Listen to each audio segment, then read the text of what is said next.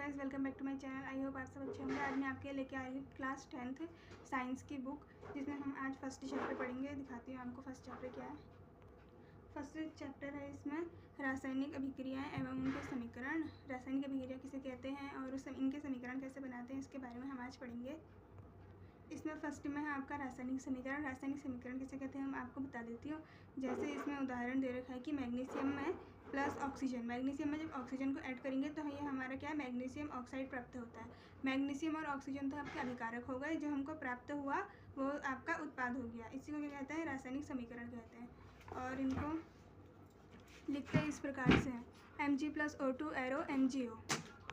इसके बाद है आपका रासायनिक समीकरण को संतुलित करना। संतुलित किस प्रकार करेंगे हम, इसमें आपको द्रव्यमान संरक्षण का नियम तो याद ही होगा। किसी भी रासायनिक अभिक्रिया में द्रव्यमान का ना तो निर्माण होता है और ना ही विनाश। मतलब हम द्रव्यमान को ना तो नष्ट कर सकते हैं और ना ही उसको उत्पन्न कर सकते हैं। किसी भी रासायनिक अभिक्रिया के उत्पाद तत्वों का कुल द्रव्यमान अभिकारक तत्वों के कुल द्रव्यमान के बराबर होता है। जैसे हम एक एग्जांपल ले लेते हैं, जिंक दे दिया प्लस सल्फ्यूरिक अम्ल, Zn हो गया प्लस सल्फ्यूरिक अम्ल को H2SO4 बोलते हैं, एरो ZnSO4 प्लस H2। जब इसको हम संतुलित करेंगे तो इसमें देखना क्या सब एक समान है। जैसे Zn यहाँ पर 1 है और एरो के बाद भी Zn 1 है। H की वैल्यू क्या है 2, H2 है और इधर भी H क्या है 2 और SO4 है, यहाँ भी SO4 है। मतलब ये क्या है, हमारी संतुलित रासायनिक समीकरण है।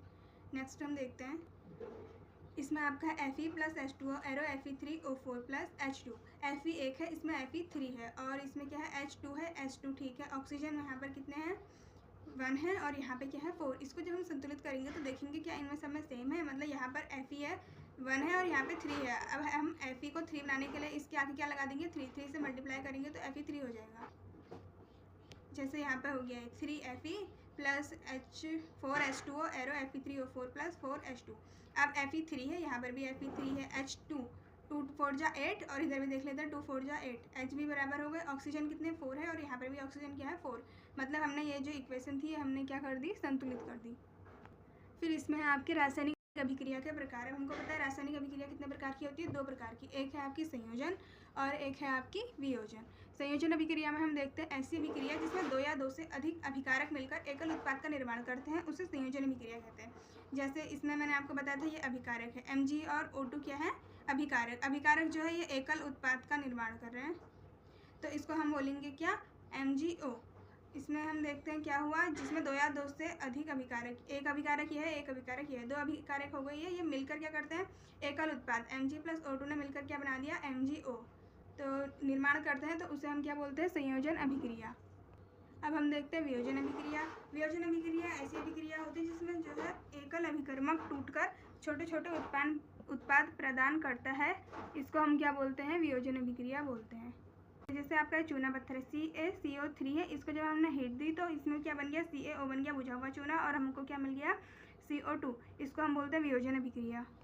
इसमें अगला है आपका ऊष्माक्षेपी अभिक्रिया किसे कहते हैं। अब ऊष्माक्षेपी रासायनिक अभिक्रिया जब हम पढ़ेंगे उसमें जिन अभिक्रियाओं में उत्पाद के निर्माण के साथ साथ ऊष्मा भी उत्पन्न होती है उसमें हम बोलते हैं ऊष्माक्षेपी अभिक्रिया बोल देते हैं।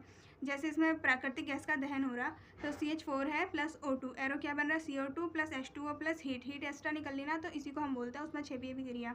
अब नेक्स्ट हम पढ़ते हैं ऊष्माशोषी अभिक्रिया।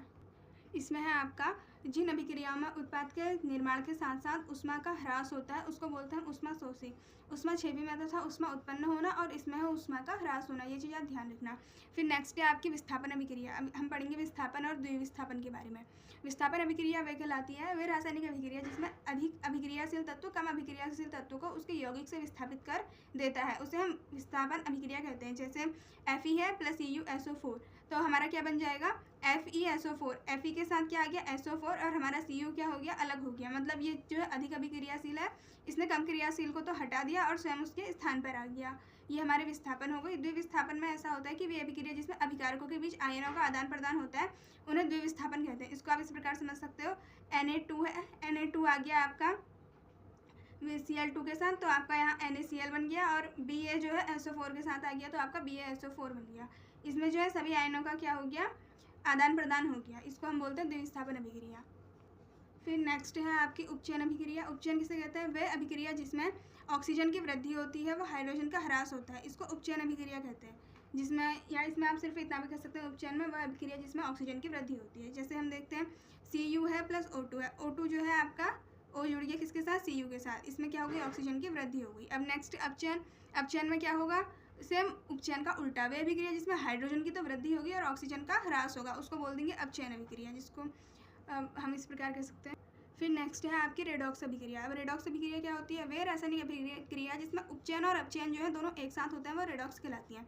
जैसे आपका है CuO + H2, इसमें क्या हुआ, H2 जो है O के साथ जुड़ गया, इसमें तो उपचयन हो गया। और नेक्स्ट क्या है, CuO है जो O था ना, ये यहाँ से टूट गया, मतलब O हट गया, तो यहाँ पर क्या हो गया आपका अपचयन, ऑक्सीजन का ह्रास हो जाना अपचयन कहलाता है। फिर आपका संक्षारण, संक्षारण क्या होता है, जब कोई धातु अपने आसपास अम्ल आर्द्रता आदि के संपर्क में आती है तो यह संक्षारित हो जाती है और इस अभिक्रिया को संक्षारण बोलते हैं। नेक्स्ट है विकृतगंधिता, इसमें है आपका तेल तथा वसायुक्त खाद्य पदार्थ वायु में उपस्थित ऑक्सीजन से क्रिया करके विकृतगंधित हो जाते हैं, इस अभिक्रिया को विकृतगंधिता कहते हैं। जैसे चिप्स की थैली में ऑक्सीजन को हटाने पर या ऑक्सीजन हटाकर उसमें नाइट्रोजन गैस कम सक्रिय गैस को भरकर विकृतगंधिता को रोका जाता है। जैसे आप देखते होंगे चिप्स के पैकेट में जो गैस भरी होती है, वो उसको जो है अगर हम निकाल दें, उसको खोल देते हैं तो उसमें जल्दी से सीलन हो जाता है, उसी सीलन को क्या है, विकृतगंधिता बोला जाता है।